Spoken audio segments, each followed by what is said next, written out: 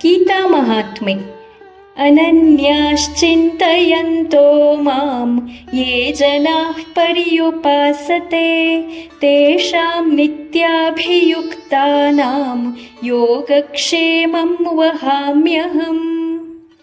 ಅನನ್ಯವಾದ ಮನಸ್ಸಿನಿಂದ ನನ್ನನ್ನು ಯಾರು ಭಜಿಸುತ್ತಾರೋ ಅಂತಹ ಭಕ್ತರ ಯೋಗಕ್ಷೇಮದ ಹೊಣೆ ಸ್ವತಃ ನಾನೇ ವಹಿಸಿಕೊಳ್ಳುವೆನು ಎಂದು ಹೇಳುವುದರ ಮೂಲಕ ಭಗವಂತ ಭಕ್ತರಿಗೆ ಅಭಯ ನೀಡಿದ್ದಾನೆ. ಭಗವಂತನ ಮೇಲಿನ ನಂಬಿಕೆ ಜೀವನವನ್ನು ಬೆಳಗಿಸುತ್ತದೆ. ನಾವು ಯಾವ ಕೆಲಸವನ್ನು ಮಾಡುತ್ತೇವೆಯೋ, ಯಾವ ಸಂಸ್ಥೆಯಲ್ಲಿದ್ದೇವೆಯೋ, ಯಾರೊಂದಿಗೆ ಜೀವಿಸುತ್ತೇವೆಯೋ ಅವರಲ್ಲಿ ನಂಬಿಕೆ ಇದ್ದರೆ ಬದುಕು ಬಹಳ ಹಗುರವೆನಿಸುತ್ತದೆ.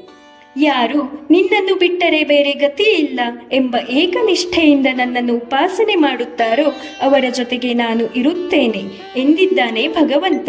ನಮ್ಮ ನೆರಳು ನಮ್ಮನ್ನು ಬಿಟ್ಟು ಹೇಗೆ ಇರಲು ಸಾಧ್ಯವಿಲ್ಲವೋ ಹಾಗೆ ಭಗವಂತ ನಮ್ಮೊಂದಿಗೆ ಸದಾ ಇರುತ್ತಾನೆ.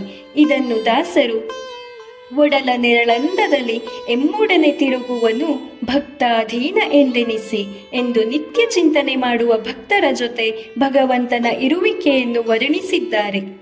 ದ್ರೌಪದಿಯ ವಸ್ತ್ರಾಪಹರಣ ಸಮಯದಲ್ಲಿ ಅವಳುಟ್ಟ ಸೀರೆಯನ್ನೇ ಅಕ್ಷಯವಾಗಿಸಿದವನು ಶ್ರೀಕೃಷ್ಣ. ಇದಕ್ಕೆ ಭಗವಂತನ ಮೇಲೆ ದ್ರೌಪದಿಯ ಅನನ್ಯ ಭಕ್ತಿ ಮತ್ತು ನಂಬಿಕೆಯೇ ಕಾರಣ. ಬೇಕಾದ್ದೆಲ್ಲವನ್ನೂ ಪಡೆಯುವುದು ಯೋಗ, ಪಡೆದಿದ್ದೆಲ್ಲವನ್ನೂ ಉಳಿಸಿ ಕಾಪಾಡುವುದು ಕ್ಷೇಮ. ಈ ಶ್ಲೋಕವು ಭಗವಂತನಿಗೂ ಭಕ್ತರಿಗೂ ಇರುವ ಅವಿನಾಭಾವ ಸಂಬಂಧವನ್ನು ಸೂಚಿಸುತ್ತದೆ. ಇಂತಹ ಭಕ್ತಿ ಸೇವೆಯಲ್ಲಿ ನಿರತರಾದಾಗ ಆತ್ಮ ಸಾಕ್ಷಾತ್ಕಾರಕ್ಕೆ ಕಾರಣವಾಗುತ್ತದೆ.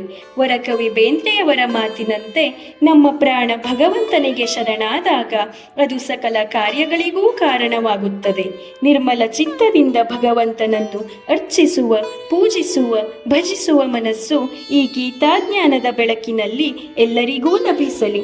ಶ್ರೀಕೃಷ್ಣಾರ್ಪಣಮಸ್ತು. ಹರಿ ಓಂ.